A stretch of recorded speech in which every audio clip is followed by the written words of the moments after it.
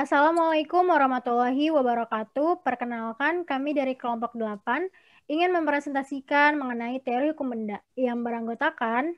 Nama saya Nur Syifa Ramadhani dengan NIM 11000120140140830.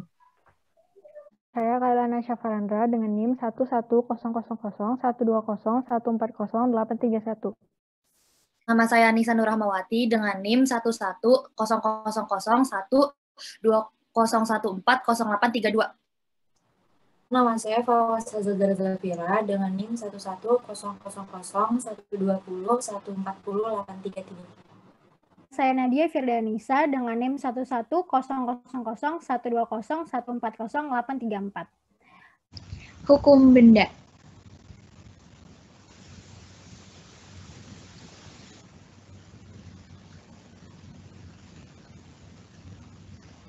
Definisi hukum benda. Hukum benda atau Zakenrecht adalah peraturan-peraturan hukum yang mengatur tentang benda atau barang-barang atau Zaken dan hak kebendaan atau Zakelijk Recht. Pengertian benda dalam arti sempit ialah setiap barang yang dapat dilihat saja atau berwujud. Sedangkan pengertian benda dalam arti luas disebut dalam pasal 509 KUH Perdata, yaitu benda ialah tiap barang-barang dan hak-hak yang dapat dikuasai dengan hak milik, atau dengan kata lain, benda dalam konteks hukum perdata adalah segala sesuatu yang dapat diberikan atau diletakkan suatu hak di atasnya, utamanya yang berupa hak milik. Dengan demikian, yang dapat memiliki sesuatu hak tersebut adalah subjek hukum, sedangkan sesuatu yang dibebani hak itu adalah objek hukum. Yang diatur dalam hukum benda yaitu yang pertama, tentang pengertian benda, yang kedua, pembedaan macam-macam benda, dan yang ketiga, macam-macam hak kebendaan. Dasar hukum benda. Benda yang dalam hukum perdata diatur dalam buku 2 BW. Pengaturan tentang hukum benda dalam buku 2 BW ini mempergunakan sistem tertutup. Artinya, orang tidak diperbolehkan mengadakan hak-hak kebendaan selain dari yang telah diatur dalam undang-undang ini. Selain itu, hukum benda bersifat memaksa atau Dwingerecht. Artinya, harus dipatuhi, tidak boleh disimpangi, termasuk membuat peraturan baru yang menyimpang dari yang telah ditetapkan. Pada masa kini, selain diatur di buku 2 BW, hukum benda juga diatur dalam yang pertama Undang-Undang Pokok Agraria Nomor 5 Tahun 1960, di mana diatur hak-hak kebendaan yang berkaitan dengan bumi, air, dan kekayaan yang terkandung di dalamnya. Yang kedua, Undang-Undang Merek Nomor 21 Tahun 1961 yang mengatur tentang hak atas penggunaan merek perusahaan dan merek perniagaan. Yang ketiga, Undang-Undang Hak Cipta Nomor 6 Tahun 1982 yang mengatur tentang hak cipta sebagai benda tak berwujud yang dapat dijadikan objek hak milik. Dan yang keempat, Undang-Undang tentang Hak Tanggungan tahun 1996 yang mengatur tentang hak atas tanah dan bangunan di atasnya sebagai pengganti hipotek dan kredit verban. Macam-macam benda. Yang pertama, benda berwujud dan benda tidak berwujud. Arti penting pembedaan ini adalah pada saat pemindah tanganan benda dimaksud, yaitu yang pertama, jika benda berwujud, itu benda bergerak. Pemindah tanganannya harus secara nyata dari tangan ke tangan.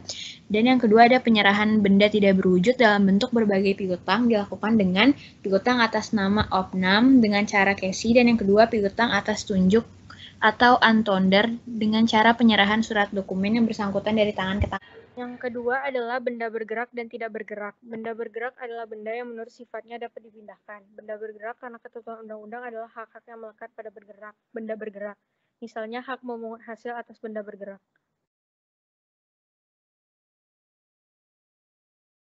Selanjutnya adalah benda tidak bergerak. Benda tidak bergerak adalah benda yang menurut sifatnya tidak dapat dipindah-pindahkan seperti tanah dan segala bangunan yang berdiri melekat di atasnya.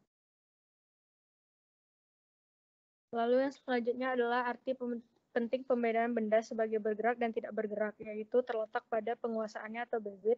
Yang kedua adalah penyerahannya atau levering. Yang ketiga adalah kadaluarsa atau verjaring. Selanjutnya adalah pembebanannya atau bezwaring. Dan yang terakhir adalah penyitaan atau baslah. Dipakai habis dan benda tidak dipakai habis. Pembedaan ini penting artinya dalam hal pembatalan perjanjian.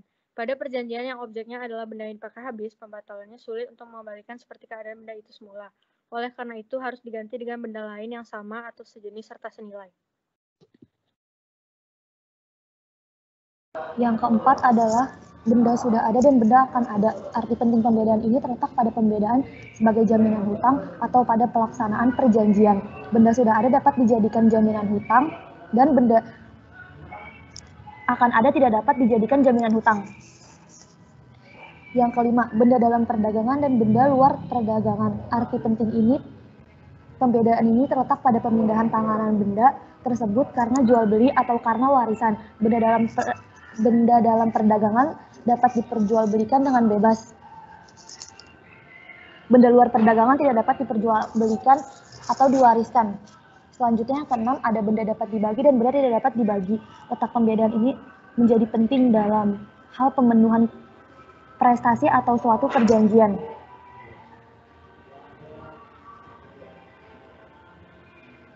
Yang ketujuh, benda terdaftar dan benda tidak terdaftar. Arti penting pembedaannya terletak pada pembuktian kepemilikan. Benda terdaftar dibuktikan dengan bukti pendaftarannya.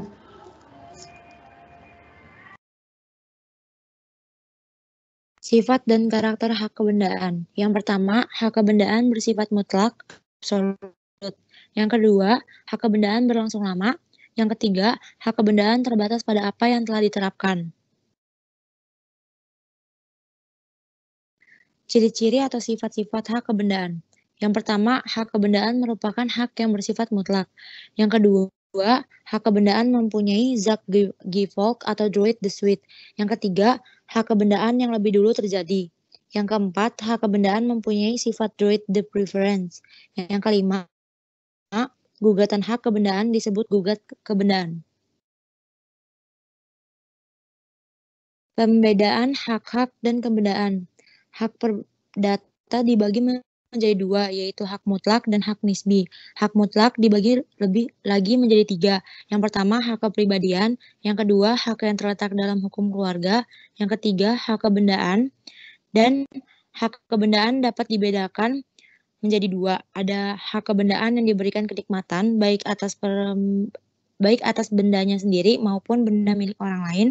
Yang kedua, hak kebendaan yang bersifat jaminan atau zakelig. Penggolongan hak kebendaan. Yang pertama, hak kebendaan yang memberi kenikmatan. Selain yang mengenai tanah, karena sudah diatur dalam UUPA, maka hak kebendaan yang termasuk dalam kategori ini adalah bezit, hak milik atau eigendom, hak memungut hasil, hak pakai, hak mendiami. Hak atas tanah yang dengan berlakunya UUPA dinyatakan tidak berlaku lagi. Hak bezit atas tanah, hak eigendom atas tanah, hak servitut, hak obstal, hak erfa, hak bunga atas tanah, hak pakai atas tanah. Yang kedua, ada hak kebendaan yang bersifat memberi jaminan, yaitu ada hak gadai atau panrecht, hipotek, krediet verban, privilege atau piutang yang diistimewakan, dan fidusia.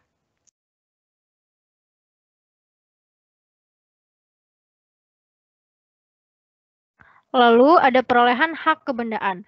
Yang pertama, melalui pengakuan. Benda yang tidak dapat diketahui siapa pemiliknya kemudian didapatkan dan diakui oleh seseorang yang mendapatkannya dianggap sebagai pemiliknya. Yang kedua, melalui penemuan. Benda yang semula milik orang lain akan tetapi lepas dari penguasanya karena misalnya jatuh di perjalanan, maka barang siapa yang menemukan barang tersebut dan ia tidak mengetahui siapa pemiliknya menjadi pemilik barang yang ditemukannya.